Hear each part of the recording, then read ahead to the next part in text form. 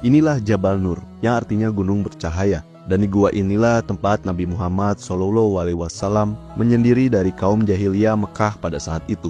Gua Hiro menjadi tempat Nabi Muhammad menerima wahyu yang pertama dari Allah Subhanahu wa Ta'ala melalui malaikat Jibril, yaitu surat Al-Alaq ayat 1-5. Subhanallah. Seorang muda yang galau dan putus asa karena masa lalu yang tidak jelas, yatim piatu dan terpaksa menikahi seorang wanita tua kaya raya yang usianya 2 kalinya demi lepas dari kemiskinan. Dalam keputusasaannya, ia merenung dan masuk ke dalam gua untuk bertapa, dan tidak disangka ia bertemu sesosok jin di dalam gua tersebut, dan kemudian jin itu mencekiknya sambil berkata, "Ikru." Jin ini mengaku bernama Jibril atau Gabriel. Namun malaikat Tuhan selalu datang dengan damai sejahtera, bukan menakut-nakuti, bukan dengan mencekik. Malaikat Tuhan selalu berkata, "Jangan takut." Namun Muhammad nampaknya bertemu dengan iblis yang menyamar menjadi malaikat terang.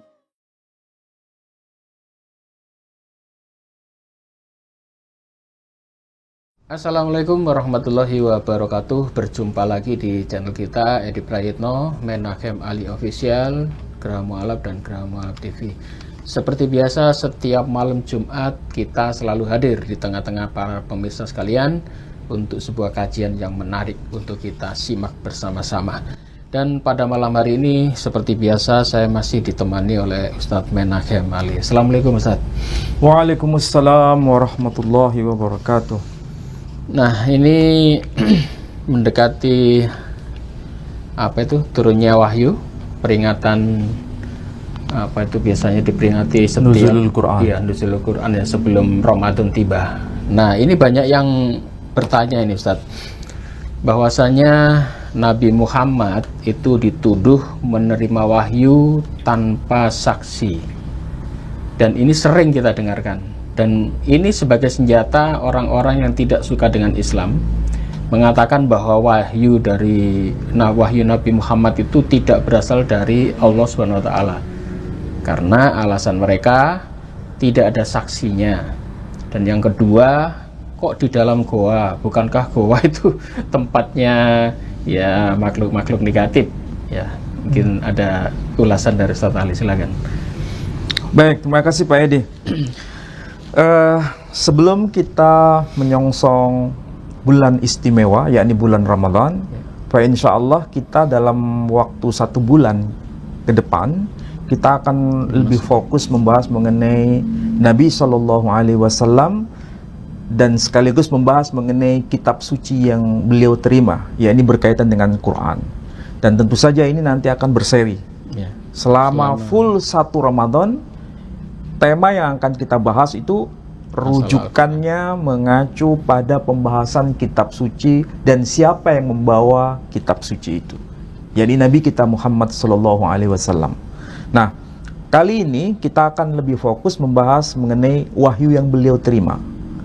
Kalau kita menyimak apa yang ada di dunia YouTube, dunia maya, berkaitan dengan tuduhan-tuduhan yang dialamatkan kepada Nabi SAW, Nabi Muhammad SAW kebanyakan dituduh sebagai orang yang menerima wahyu bukan dari entitas yang positif, tapi menerima wahyu dari entitas yang negatif. Bahkan kalau diklaim menerima wahyu, tidak ada saksi. Siapa saksinya? Nah, begitu yang mereka lontarkan kepada kaum muslimin. Nah, sekarang kita akan mencoba meletakkan data dari semua teks sumber agama secara arif dan bijak. Bagaimana memahami fenomena pewahyuan itu sendiri, ya. Karena kalau kita bicara soal pewahyuan, itu bukan pada aspek historis kritis, Pak Edi, tapi ini ada semacam aspek teologis. Dan tentu saja ini harus diletakkan pada posisi yang sejajar dari semua informasi yang termaktub dalam kitab suci. Ya, sekarang kita mulai. Kalau kita bicara mengenai tuduhan tadi, Nabi Shallallahu Alaihi Wasallam menerima wahyu tanpa ada seorang saksi. Ini dari mana tuduhan itu dialamatkan? Sumbernya apa? Ternyata kalau kita lacak semua data, mereka itu menggunakan dasar kitab hadis yang paling sahih sedunia. Apa itu? Kitab Sahih Bukhari. Karena di dalam kitab Sahih Bukhari ada informasi bahwa Nabi menerima wahyu pertama itu di mana, kemudian apa yang terjadi, dan apakah betul beliau itu memang menerima wahyu tanpa saksi. Coba kita cermati apa yang tertulis di dalam kitab Sahih Bukhari ini.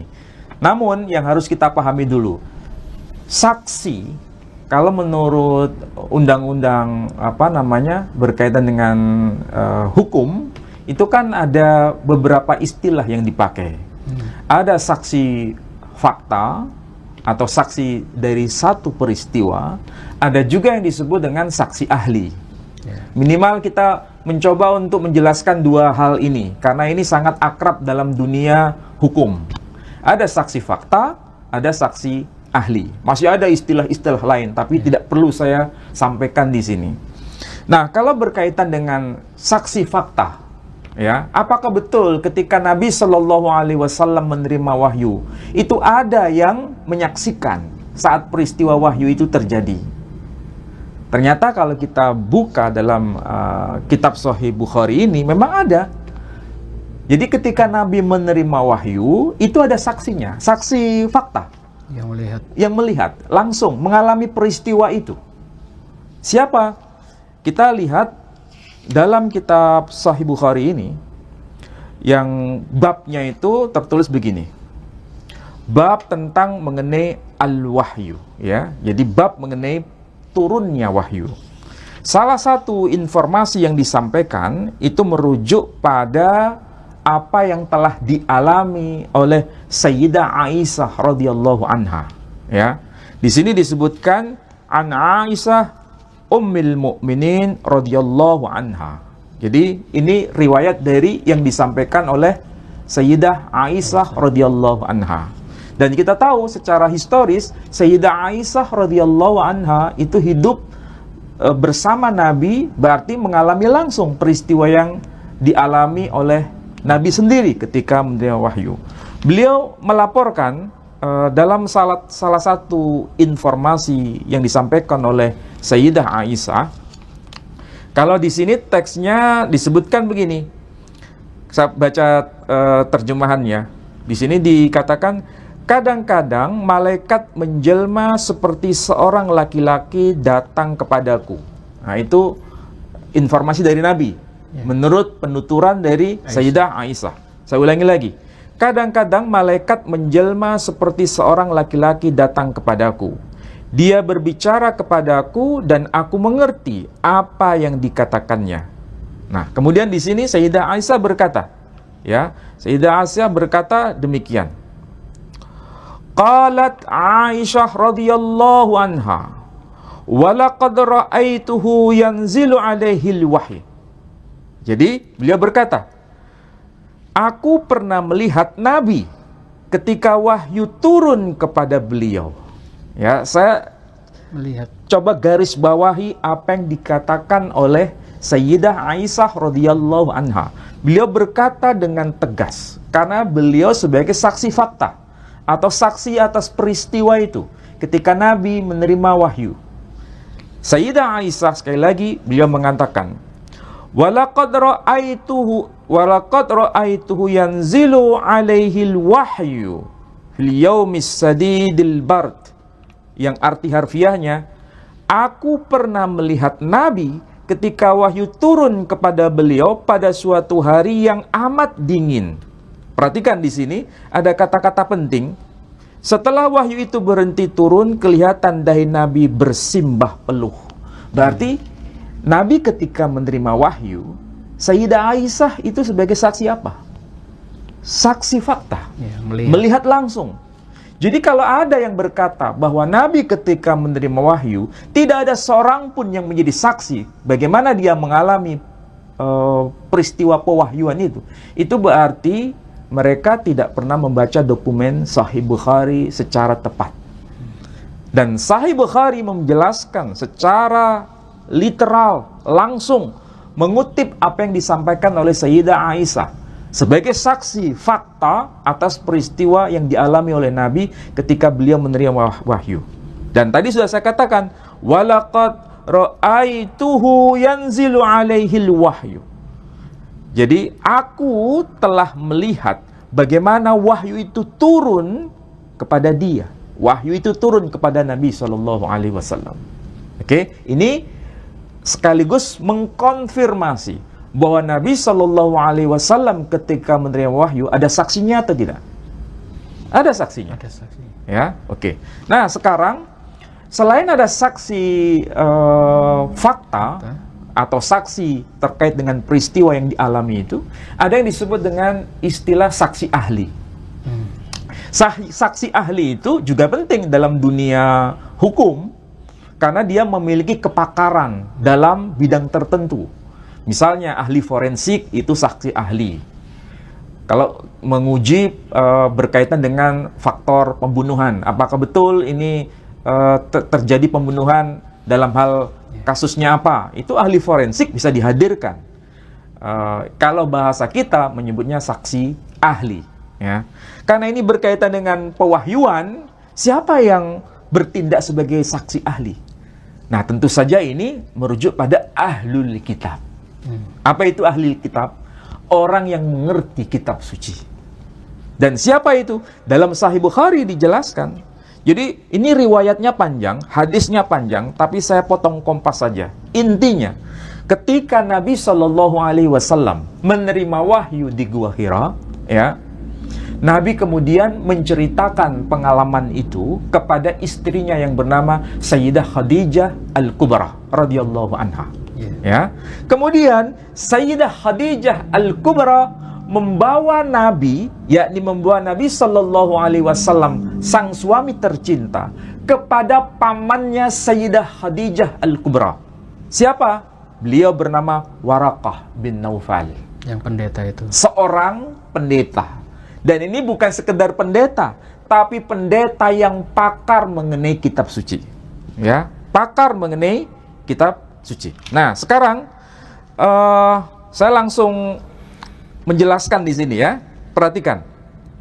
Kalau kita lihat teks yang terjemahan ini, saya kira para pemirsa bisa perhatikan. Nanti saya kutipkan teks Arabnya. Setelah itu Khadijah pergi bersama Nabi menemui Waraqah bin Naufal bin Asad bin Abdul Uzza, yaitu anak paman Khadijah yang telah memeluk agama Nasrani pada masa jahiliyah itu. Oke?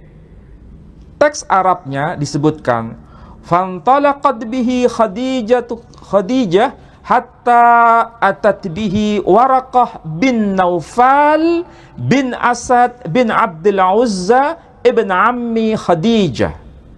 Oke? Jadi maksudnya itu Khadijah membawa suaminya, yakni sang Nabi SAW, menuju pada pamannya yang bernama Waraqah bin Naufal. Siapa beliau? Waraqah bin Naufal itu dikatakan wa kana yaktubul kitaba bil ibrani fayaktubu minal injil bil ibraniyah. Jadi berdasarkan teks Arab ini ada informasi bahwa ia itu pandai menulis buku dalam bahasa Ibrani. Maka disalinnya kitab Injil dari bahasa Ibrani seberapa dikehendaki. Berarti dia itu orang biasa atau orang yang pakar dalam kitab suci. Pakar dia. Sangat ahli dalam kitab suci. Bahkan dia yang menyalin kitab Injil ya dalam bahasa aslinya ke bahasa Arabnya. Oke. Arab, ya. Bahkan di sini ada penyataan minal Injil bil Ibraniyah. Dan juga bahasa Ibrani. Jadi dia sangat mengerti bahasa Ibrani. Dan sekaligus karena beliau orang Arab, pasti paham bahasa Arabnya. Oke? Jadi ini bukan orang sembarangan. Kalau ini orang yang disebut pakar dalam kitab suci, kalau dikaji dalam persoalan hukum, ini yang disebut sebagai saksi ahli. Oke. Nah, apa yang dikatakan oleh Waraqah bin Naufal? Oke. Nah, beliau berkata, ada kata kunci yang sangat penting. Waraqah bin Naufal itu mengatakan demikian. Faqala lahu Waraqah. Maka Waraqah, maksudnya Waraqah bin Naufal berkata kepadanya, hadan namus alladhi nazzalallahu ala Musa. Saya ulangi lagi. Bahasanya ini sangat penting untuk digarisbawahi. Apa yang dikatakan Waraqah bin Naufal? Faqala lahu Waraqah.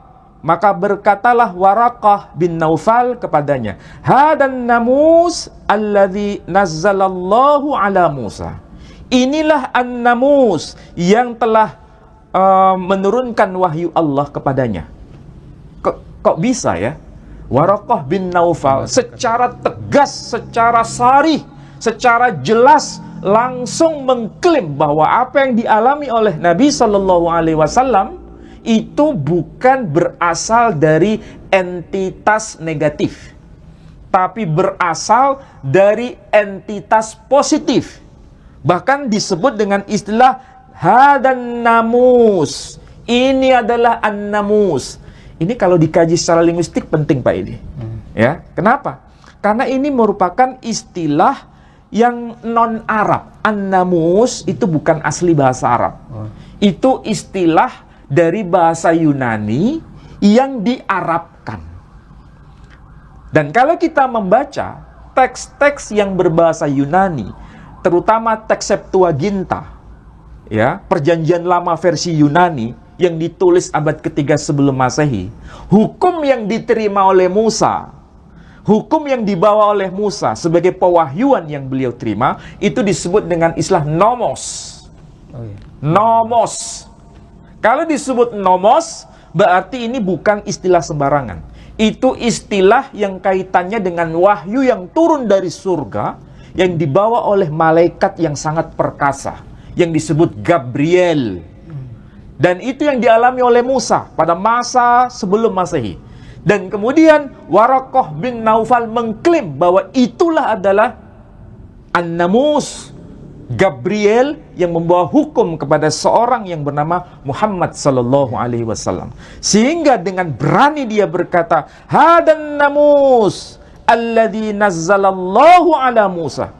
Inilah wahyu yang diturunkan oleh Allah melalui malaikat Gabriel membawa nomos yang diperuntukkan kepada Muhammad sallallahu alaihi wasallam seperti yang dialami oleh Musa. Jelas di sini dikatakan. Ya. Kalau begitu, apa yang dikatakan selanjutnya oleh beliau? Beliau berkata demikian. Jawab Waraqah, ya betul. Belum pernah seorang jua pun yang diberi wahyu seperti Anda, yang tidak dimusuhi oleh orang. Apabila saya masih mendapati hari itu, niscaya saya akan menolong Anda sekuat-kuatnya. Tidak beberapa lama kemudian, Waraqah meninggal dunia dan wahyu pun terputus untuk sementara waktu. Berarti, ini orang yang hidup sezaman dengan Nabi SAW. Tetapi, dia kategorinya, Waraqah bin Naufal, itu sebagai saksi ahli. Kalau begitu, ini bukan wahyu sembarangan. Nabi ketika menerima wahyu dihadapkan pada dua kebenaran informasi. Pertama, dari saksi fakta, yakni Sayyidah Aisyah radhiyallahu anha. Kedua, dari saksi ahli yang bernama Waraqah bin Naufal. Oke, ini kalau merujuk pada kitab Sahih Bukhari. Kalau begitu, orang yang berkata, pihak-pihak yang mencoba untuk meragukan Islam berdasarkan wahyu yang Nabi terima sallallahu alaihi wasallam, katanya tanpa ada saksi yang menyertainya, kira-kira itu pernyataan yang bisa dibenarkan atau tidak? Mungkin tidak baca hadis ya. Nah, tidak baca hadis ini secara lengkap. Kalau lihat di hadis ini juga Sayyidina Umar bin Khattab juga menyaksikan di Sahih Bukhari 1:3. Ya, itu banyak peristiwa Pak Edi. Tapi yang saya jelaskan ini ada bagian-bagian peristiwa lain. Jadi Nabi kan menerima wahyu itu kan bukan hanya sekali. Iya, banyak peristiwa, banyak kejadian di tempat-tempat yang berbeda, di hari-hari yang berbeda, di era yang berbeda. Wahyu saja turun itu ada 2 periode. pada masa periode Makkah dan pada masa periode Madinah. Yang saya jelaskan ini bagian kecil wahyu yang Nabi dapatkan pada masa periode Makkah. Oh iya, kemudian untuk bulan Ramadan itu maksudnya hanya bulan Ramadan saja atau gimana waktu turun itu ya? Apanya? Katanya wahyu Al-Quran itu diturunkan di bulan suci Ramadan. Apakah hanya di bulan itu selama 1 tahun? Pada masa awal yang beliau terima wahyu itu turun pada masa bulan istimewa itu. Tapi selanjutnya kemudian, di bulan-bulan iya, lain? selanjutnya di bulan-bulan lain selama 23 tahun. Nah, wahyu itu turun. Jadi wahyu yang pertama turun itu apa? Iqra bismi rabbikal ladzi khalaq. Wahyu yang paling akhir itu turun di Madinah. Itulah sebabnya namanya disebut periode Madaniyah. Apa itu? Al-yawma akmaltu lakum dinakum wa atmamtu alaikum ni'mati wa raditu lakumul Islam madina. Jadi ini urut-urutan pewahyuan ketika turun kepada Nabi itu bukan hanya satu peristiwa, tapi banyak peristiwa, banyak kejadian, banyak periode zamannya, dan itu 23 tahun berlangsung. Dan ada yang mengatakan bahwa wahyu itu sebetulnya menjawab tantangan waktu itu. Iya, itulah sebabnya wahyu yang diterima oleh Nabi itu merupakan respon, jawaban dari peristiwa-peristiwa yang dialami pada masa itu. Jadi, jawaban atas persoalan pada masanya. Sehingga ketika dikumpulkan, itu dikompilasi dalam satu kitab yang kita kenal dengan 114 surah itu. Nah, itulah sebabnya para ulama menjelaskan ada yang disebut dengan asbabun nuzul. Maksudnya apa? Sebab-sebab turunnya wahyu itu ada apa? Karena peristiwa apa? Nah, itu bisa dipelajari dalam ulumul Quran. Kalau tadi Waroko bilang namusnya Nabi Musa itu mirip dengan namusnya Nabi Musa. Namusnya Nabi Muhammad ya. Kalau kita lihat di Bible itu memang seperti hukum-hukum Nabi Musa ya. Yang ada sekitar 600 hukum lebih 613. 613 ya? Iya. Nah, itu kan juga menjawab persoalan-persoalan Iya, itu sama. ya? Hampir Dan sama. dan anehnya ya, apa yang dialami oleh Nabi kita Muhammad sallallahu alaihi wasallam di Gua Hira, ya kan? Kan kita mengenal dengan sebutan istilah Gua Hira. Oke.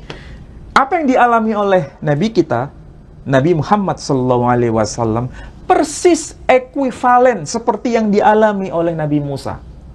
Dan itu ketika di Gunung Sinai, jangan dikira Gunung Sinai itu tidak ada gua. Oh iya, iya. Di puncak Gunung Sinai itu, menuju puncak Gunung Sinai itu ada gua. Dan di situ Musa menerima wahyu. Jadi kalau begitu ada orang yang berkata bahwa menerima wahyu di gua itu pengalaman entitas negatif, berarti dia jalannya kurang jauh, ngopinya kurang kental, sehingga mereka lupa bahwa ketika Musa menerima wahyu itu di tempat yang sama, yakni di dalam gua. Dan itu persis seperti yang dialami oleh Nabi Shallallahu Alaihi Wasallam. Itu tercatat di mana itu ya? Apanya? Yang Nabi Musa di dalam gua itu. Kalau secara arkeologi kan ada lokasinya, di mana Musa menerima wahyu. Tapi dalam Alkitab hanya disebut di puncak Gunung Sinai atau di puncak Gunung Horeb. Nah, ketika kita membaca Alkitab, nah ini kebetulan kita baca Alkitab ya. Lihat Pak Edi, atau saya baca dari sini langsung aja ya. Ini saya buka kitab Keluaran pasal yang ketiga. Apa yang dialami oleh Musa? Saya bacakan di sini. Adapun Musa, ini kitab Keluaran pasal 3 ya. Adapun Musa, ia biasa menggembalakan kambing domba Yitro, mertuanya, imam di Midian. Sekali ketika ia menggiring kambing domba itu ke seberang padang gurun, sampailah ia ke gunung Horeb Allah, yakni gunung Horeb. Nama lain gunung Horeb itu, kalau kita baca kamus teologi, itu sama dengan gunung Sinai. Lalu malaikat Tuhan, perhatikan di sini. Lalu malaikat Tuhan menampakkan diri kepadanya di dalam nyala api yang keluar dari semak duri. Lalu ia melihat dan tampaklah semak duri itu menyala tetapi tidak dimakan api. Musa berkata, baiklah aku menyimpang ke sana untuk memeriksa penglihatan yang hebat itu.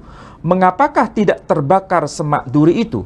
Ketika dilihat Tuhan bahwa Musa menyimpang untuk memeriksanya, berserulah Allah dari tengah-tengah semak duri itu kepadanya, Musa, Musa. Dan ia menjawab, ya Allah. Lalu ia berfirman, janganlah datang dekat-dekat, tanggalkanlah kasutmu dari kakimu, sebab tempat di mana engkau berdiri itu adalah tanah yang kudus. Ini pengalaman Musa ketika dia melihat gunung Horeb itu ada nyala api. Pertanyaannya, ketika Musa mengetahui itu, ini kan Musa sedang menerima pewahyuan. Pertanyaannya, adakah saksi yang melihatnya? Tidak ada, sendirian dia naik. Saya bertanya, apakah ada saksi fakta yang mengalami itu? Tidak ada. Tidak ada. Kenapa? Ketika bicara mengenai Nabi Muhammad SAW, pengalaman di puncak gunung Hira, di situ ada goa. Orang mempertanyakan, mana ada saksinya? Tapi ketika dihadapkan dengan Musa seperti ini, dia melihat ada nyala api, tetapi semak-semak duri itu tidak terbakar. Kenapa tidak ditanya, mana saksinya? Iya, nggak ada. Paham maksud saya Pak Iya, ini? betul. Kalau kita rujuk di dalam Hamisha Khumshitora ya, Hamisha Khumshitora. Kalau ini teksnya disebut Humas Mikraot Gedolot ya, Humas Mikraot Gedolot. Saya kutip dari kitab Sefer Shemot ya. Kitab Sefer Shemot itu kitab Kejadian. Nah, kalau kita lihat di sini teks yang termaktub dalam Sefer Shemot atau kitab Kejadian pasal yang ketiga, saya lihat, perhatikan ayat yang kedua di sini disebutkan demikian. Wira mal'ach Adonai Elaif. Saya ulangi lagi. Wira mal'ach Adonai Elaif belavat is mitach hasanai.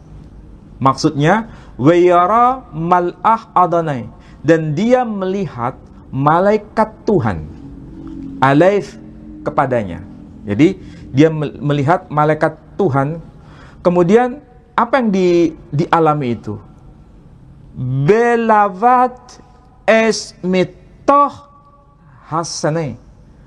Semak duri itu terbakar oleh api. Semak duri itu ada apinya, tapi tidak terbakar.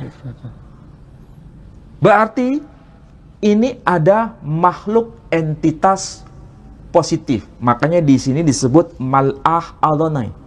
Ya kan? Mal'ah Adonai. Itu entitas positif. Maksudnya apa? Malaikat. Itu kan entitas positif. Sedangkan dalam kitab Sahih Bukhari yang datang kepada Nabi disebutkan apa? Malak.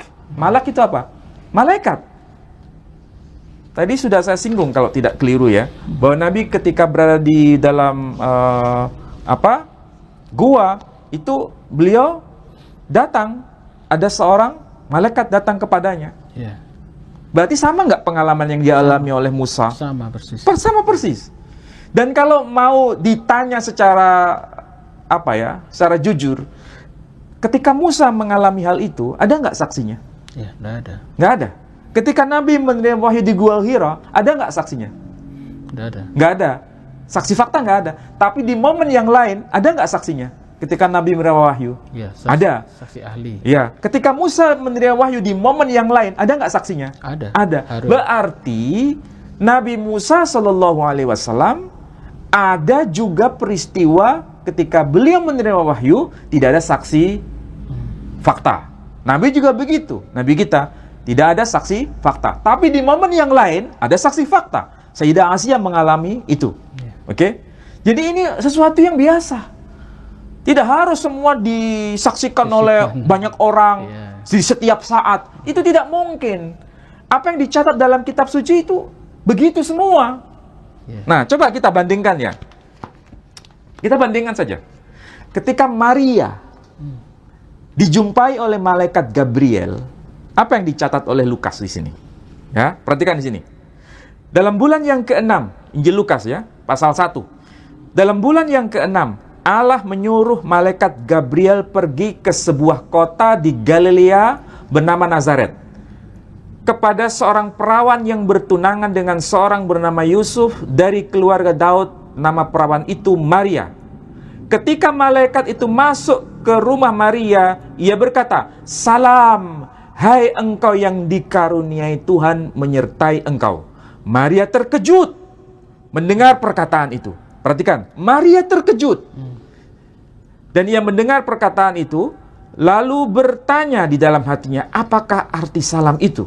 Kata malaikat itu kepadanya, "Jangan takut, hai Maria, sebab engkau beroleh kasih karunia di hadapan Allah." Persis seperti yang dialami Nabi. Ya kan? Ketika malaikat Gabriel atau Jibril menemui Nabi, Nabi juga takut. Itu manusiawi. Pengalaman Seperti pertama. yang dialami oleh Maria, dia juga takut, terkejut. Oke? Pertanyaannya, siapa yang menyaksikan malaikat itu datang kepada Maria? Ya, nggak ada. Ada saksinya? Nggak ada. Tidak ada saksinya. Kenapa kalau Sayyidah Maria didatangi oleh malaikat Gabriel, tidak ada saksinya, mereka diam.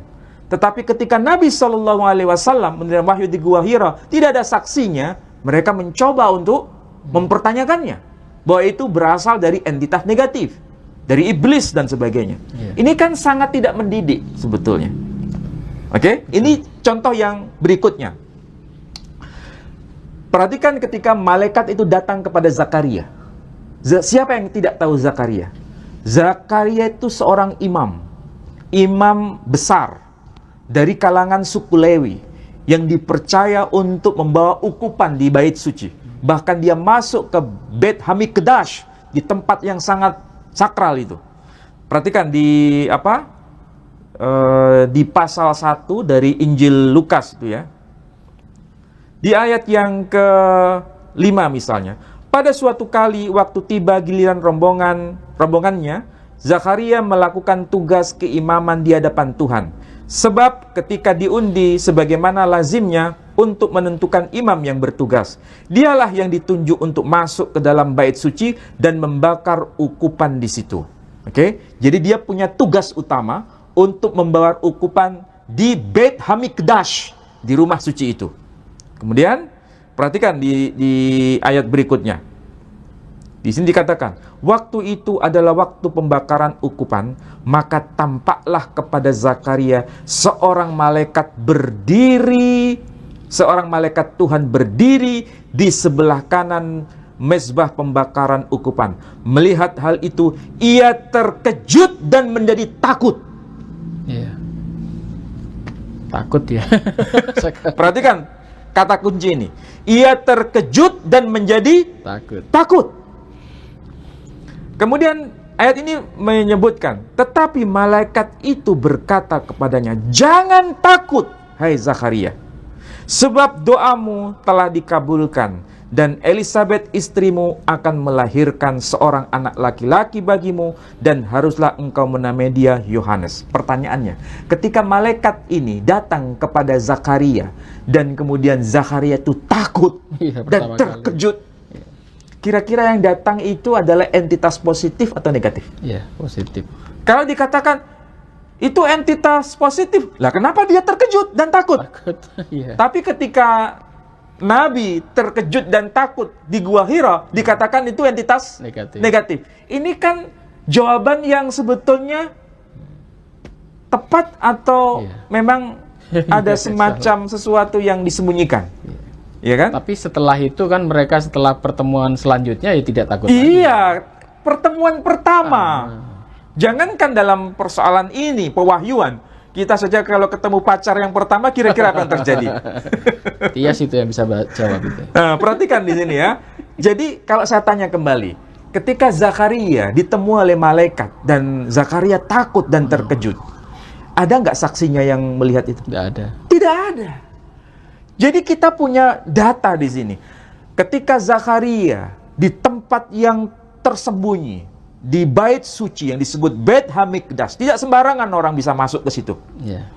Ternyata tidak ada saksi yang melihat ketika malaikat itu datang menyapa dia, memberikan wahyu. kabar gembira. Tempat Tidak ada wahyu. Tempat Maha Kudus. Tidak ada juga. saksi. Saksi. Soalnya tempat Maha Kudus itu kan tidak sembarangan ya. Itulah sebabnya. Maria juga begitu. Ada nggak saksi yang melihat?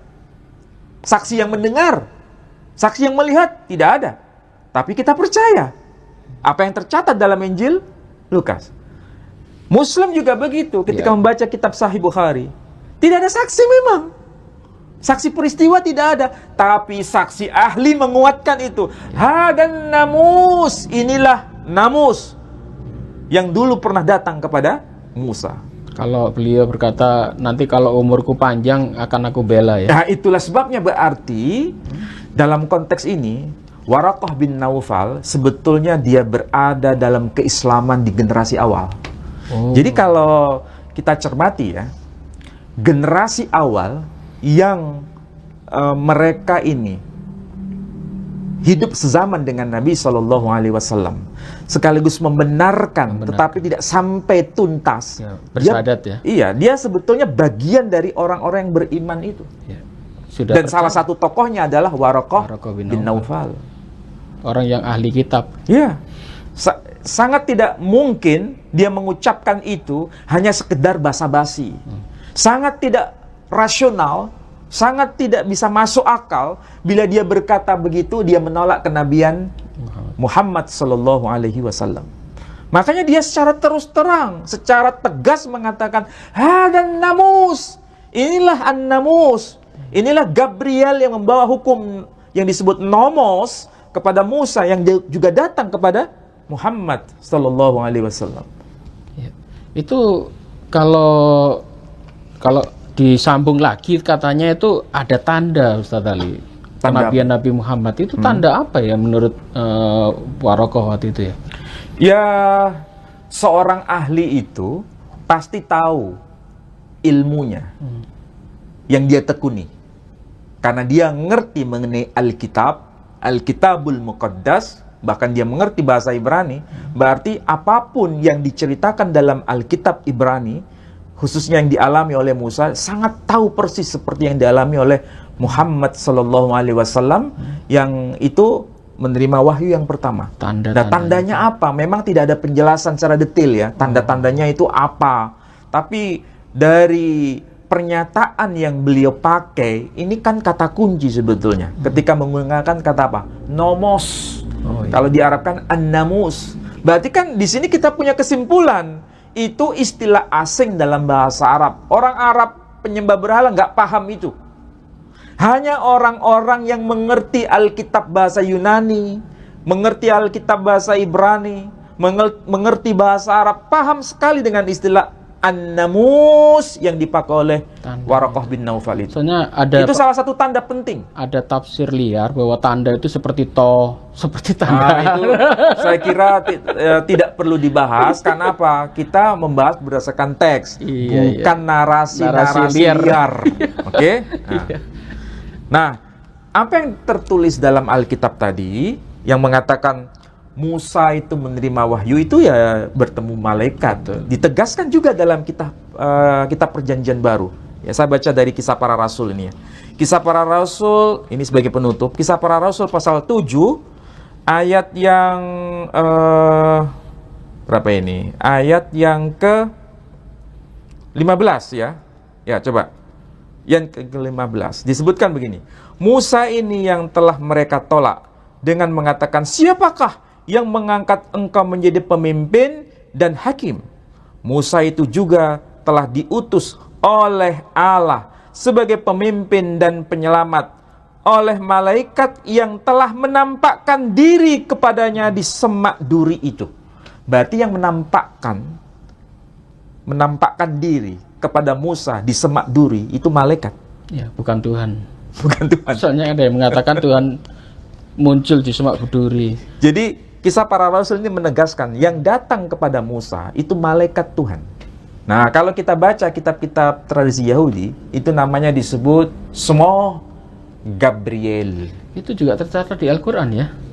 Iya, sama. Kemunculan Allah berbicara di balik semak duri. Jadi bukan Allah langsung di situ turun kemudian menyapa Musa, bukan, tapi malaikat Tuhan yang diutus oleh Tuhan sendiri. Orang Kristen ada yang mengatakan dulu banyak saya dengar Tuhannya orang Muslim berubah menjadi pohon dan berbicara kepada Musa. Itu karena dia tidak mengerti teks Arabnya, karena tafsiran liar, kemudian mengatakan demikian. Yeah. Padahal yang apa tertulis dalam kitab Perjanjian Lama itu persis seperti yang termaktub dalam Al-Quran. Jadi bukan Tuhan yang turun ke situ, tapi malaikat Tuhan yang disebut dalam bahasa Ibrani itu Mal'ah Adonai, malaikat Tuhan. Dan itu juga terinformasikan di dalam kitab Targum Yonatan, Targum Yerusalmi dan lain sebagainya. Ada ayat yang mengatakan kalau Allah turun sendiri hancur gunung itu. Ya, itulah dalam keyakinan Yahudi. Nanti suatu saat kita akan bahas. Dalam keyakinan Yahudi dan keyakinan Islam itu bukan Tuhan sendiri yang turun di tempat gunung yang itu kita ketahui di muka bumi ini, bukan, tapi malaikat Tuhan, utusan Tuhan. Termasuk datang. Yang gulat sama Yakub itu. Ya. Bukan Tuhan yang gelut itu. Soalnya sekarang banyak yang mengatakan seperti itu Tuhan gelut katanya. Nah, baik saudara-saudaraku sekalian, ini untuk mencerahkan kita semua. Mumpung kita mendekati bulan Ramadan, insya Allah nanti kita setiap minggu masih tetap ada live ya. Dan khusus membahas masalah, tapi acaranya nanti setelah sholat tarawih ya, agak malam dikit, jam 9. Jadi tunggu kami akan selalu hadir, dan untuk Anda yang ingin mendukung kami membuka donasi, silakan Anda bisa kirim donasi kepada kami. Banyak program yang akan kita laksanakan, terutama di bulan Ramadan ini. Kita sering ya di bulan Ramadan juga bagi-bagi rezeki kepada kaum fakir miskin, duafa. Kita juga biasanya bagi-bagi sembako dan sebagainya. Tolong dukung kami, Anda tinggal scan barcode di samping saya. Insya Allah semua dana yang Anda sumbangkan kepada kami akan kami salurkan kepada yang berkepentingan dan yang membutuhkan. Dan untuk Bapak Ibu sekalian yang sudah mendukung kami ucapkan banyak terima kasih. Semoga Allah Subhanahu wa taala selalu memberikan rezeki yang melimpah kepada saudara sekalian. Mungkin closing, Ustaz? Ya, baik. Kesimpulan pembicaraan kita bahwa seorang yang dipilih oleh Tuhan ketika mendapatkan wahyu dari Tuhan itu pasti ada saksi peristiwa dan sekaligus ada saksi ahli. Memang itu tidak bersamaan, tapi kadang hanya saksi ahli, kadang juga hanya saksi peristiwa. Tapi itu selalu ada kaitan ke situ. Tetapi tidak selalu ada saksi tidak selalu ada saksi fakta ya. Tapi pada momen-momen lain ada saksi fakta. Ya. Nah, yang dialami oleh Nabi kita Muhammad SAW ketika menerima wahyu pertama memang tidak ada saksi fakta, tapi ada saksi ahli. Ya. Tapi pada momen yang lain ada saksi fakta. Nah, ketika menerima wahyu di Gua Hira, itu memang persis seperti yang dialami oleh Musa. Tidak ada saksi ahli. Tidak ada saksi fakta. Dan yang datang itu Mal'ah Adonai kepada Musa. Malaikat.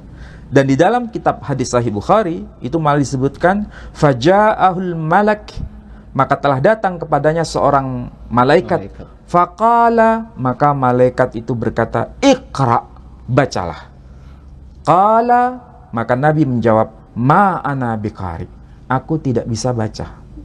Nah, ini persis yang dialami oleh Musa ketika melihat peristiwa pertama. Dia tidak ditemani oleh siapapun, tidak ada seorang pun yang menjadi saksi peristiwa atau saksi fakta. Termasuk Maria. Termasuk Maria juga tidak ada saksi fakta. Termasuk Zakaria tidak ada saksi fakta. Tapi kalau Nabi SAW, dia ada saksi ahli ketika menerima wahyu itu, dan saksi ahli itu bernama Waraqah bin Naufal, dan dia seorang ahli dalam bidang Al-Kitabul Muqaddas bil lughatil Ibraniyah, yang ahli dalam bahasa Ibrani. Baik. Demikian saudaraku sekalian, tolong selalu pantengi channel kami. Insyaallah ini akan sangat bermanfaat bagi umat Islam, terutama untuk menambah wawasan Bapak Ibu sekalian. Demikian, mohon maaf jika ada salah kata. Wabillahi taufiq wal hidayah. Wassalamualaikum warahmatullahi wabarakatuh. Waalaikumsalam warahmatullahi wabarakatuh.